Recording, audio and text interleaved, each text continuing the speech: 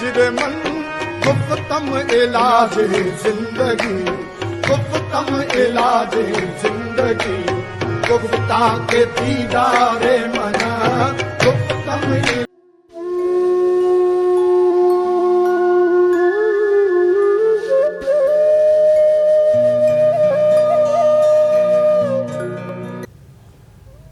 वो आपको कलाम याद है, शीशा करते बाजू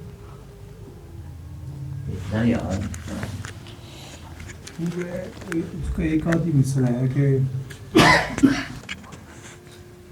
शीशा दिल दा साफ नहीं होना, किसे शीशा करदे बाजों, ते आज़म यार दी दीद नहीं होनी, किसे अहले नज़र दे बाजों।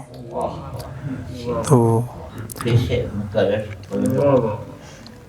शीशा दिल दा साफ नहीं होना, किसे शीशा करदे बाजों, ते आज़म यार दी दीद नहीं होनी, किसे अहले नज़र दे बाजों।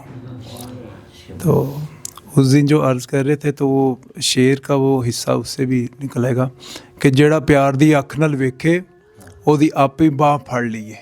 बस ये बात है।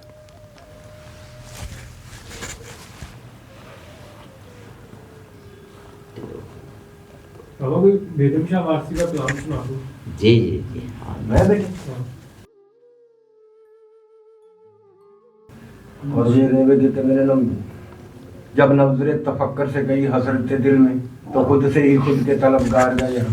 हाँ जी दोबारा साकी नजरे मस्त पहला शेर।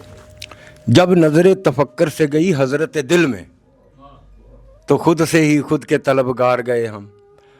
अपने आप ही हर चीज़ हम क्लियर हो जाएगी कि हर चेहरा है कि नहीं है। ये बात आप सरकार ने तो खैर जरा करम फरमाया, आसान साढ़े वास्ते किया। फाइनामा तवल्लु समा वो झूला, मैं जिधर देखता हूँ तेरा ही जलवा।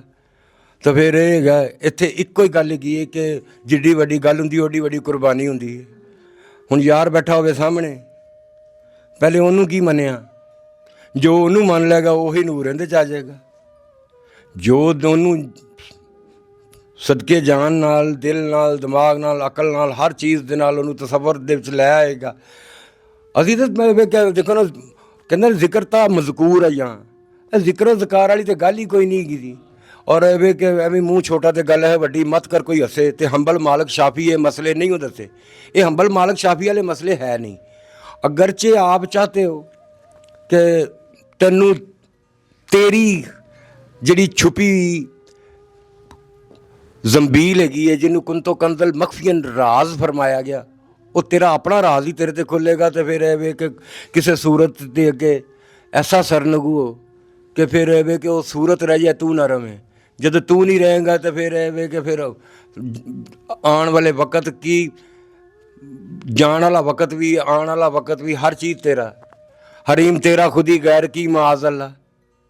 ये तो सारा कुछ फिर एवे कि पाक मेहरबानियाँ जड़ियाँ साढ़े वास्ते आसानियाँ फरमा गए ने, और ऐसी आसानी फरमा गए ने कि ताइयों तो फरमाया ना बहुती लोड़ विरद वजीफिया की, तो ना ही लम्मियां नमाज़ों का काम है। तो कोई पागल नहीं सी जेडे एवं कह गए फतवे भी लवा लेते। और ये हकीकत है, इस कदम जरा पट्टे ना तो फिर वो अगला तो अगे चाहता है कि मेरी तरफ एक कदम आ, मैं 70 कदम आना। ये उनका फरमान है कि मेरा बंदा मेरे लिए एक कदम आवे सही। ये अपना एक कदम ही बस, अगला कदम उससे का ही होएगा। फिर ये है कि बाबा जी ये बातें तो जितनी बादशाह ने मेहरबानी फरमाई है ना कि जिन्नियां मर्जी लवे, सूरत परस्ती जड़ी है ये मेरा तो मजहब है। मैं सूरत तो वध के गल ही नहीं करता। मैं ना किसी किताब की, हालांकि मेरे बहुत सारिया किताबें, मैं सरकार की अज तक एक तसनीफ नहीं पढ़ी, पर मैं आप दा चेहरा मुबारक की तलावत करना, आप हजूर के चेहरे की तलावत करना। यकीन करो मैं कोई हुण फारसी दे गल हुंदी मैनूं समझ आ रही हुंदी, बल्कि एवें कि मैं परसों की गल हैगी तो मैनूं कहंदे ने कि की सुनना है। मैं कहा यार दिल हैरान, दीदा हैरान दिल परेशान करदा ही, जाने मन ही करदा ही, की करदा ही। तो मैं क्या यह सुना दे, कहता बाबा जी तुसीं समझ लोगे। मैं क्या ना आवे पर मेरे च डेक फाइंडर लग गया है, तू फारसी बोल, मैनू मेरी मेरी जरिए ना वो गल मिल जाएगी। ऐसे तरीके नाल बिल्कुल अनपढ़ चिट्टा जे मैं अंगूठा छाप हैगा।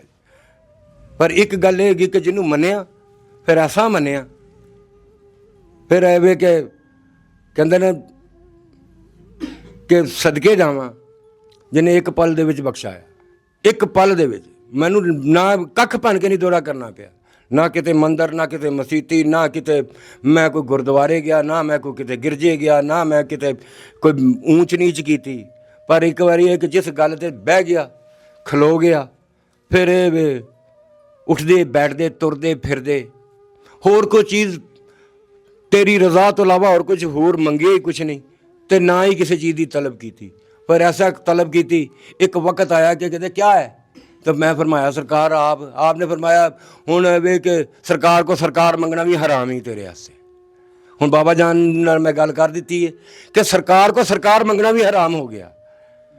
फिर ये वे कि एक पंजाबी का शेर कह गया, मैनू बहुत देर बाद समझ आई। बाबा जान कहते ने कि जांदी वार सजण ने गल की, तेरा आना जाना बंद किया, तेरा आना जाना एक पासे, तेरू खत पाना भी बंद किया, पहले ख्याल भी आते थे वो भी आने बंद हो गए।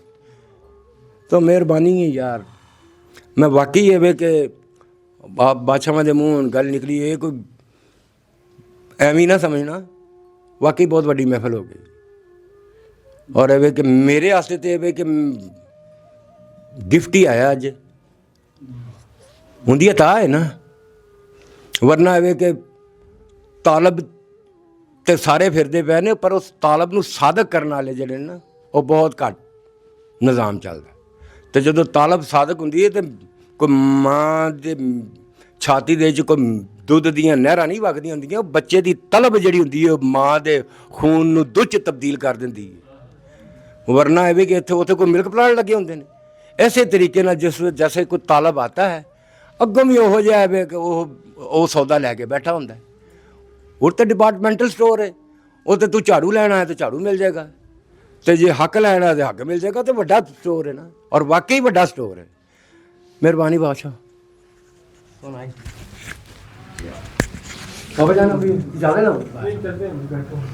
लंगर के चक्कर च नहीं बह गया, देख लेंगे क्योंकि हर वक्त सरकार का बस वो मैफिल के बाद थोड़ा सेलिब्रेट मिले, काफी देर बाद मिले नहीं। मैं बल्कि अब कि मैं अपना तखलिया ही मिलांगा बादशाह में। ठीक हो हाँ, मेरा तो अब कहते ना बस ठीक हो कहते ना पता नहीं कोई चंगा काम कर लिया जिहड़ा है कि मुलाकात हो गई, नहीं तो है कि मेरे तो महल्लेदारी मैनू अज तक पता ही नहीं, मेरी महल्लेदारी है मैनू नहीं लगा।